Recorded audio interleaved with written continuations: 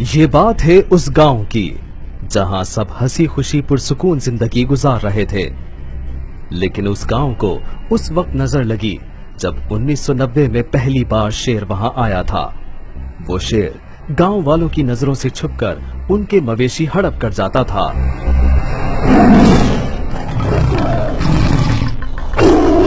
शक होने पर गांव वालों ने मवेशियों की गिनती की तो उन्हें पता चला कि उनके कुछ मवेशी कम हो गए हैं। गांव वाले दिन रात तगदों में जुड़ गए कि आखिर उनके मवेशी कहां जा रहे हैं। एक दिन गांव वालों ने देखा कि एक शेर आकर मासूम मवेशी उठा ले जा रहा है और ये देखकर गांव में शोर मच गया। शेर आ गया, शेर आ गया, शेर आ गया।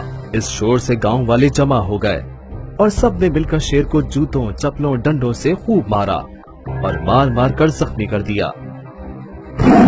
शेर बड़ी मुश्किल से अपनी जान बचाकर गार में छुप गया।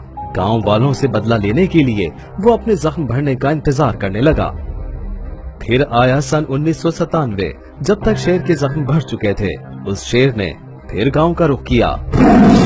इस बार शेर अपने आप को पहले से ज्यादा होशियार समझ रहा था। वो पहले से ज्यादा मवेशी हड़पने लगा।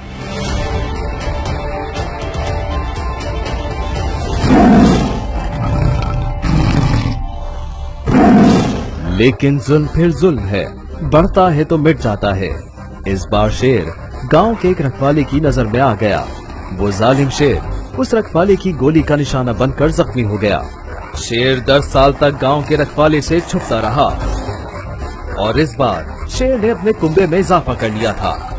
सन 2008 में जब शेर और उसके कुंबे ने देखा कि रखवाला अब गांव से चला गया है, तो शेर ने अपने कुंबे समेत गांव का रुख किया और सन 2013 में उस गांव पर हमला कर दिया।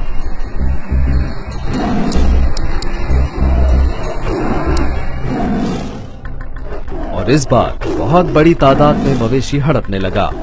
फिर गांव की पंचायत ने हुक्म दिया कि शेर को पकड़कर उसके दांत तोड़ दिए जाएं।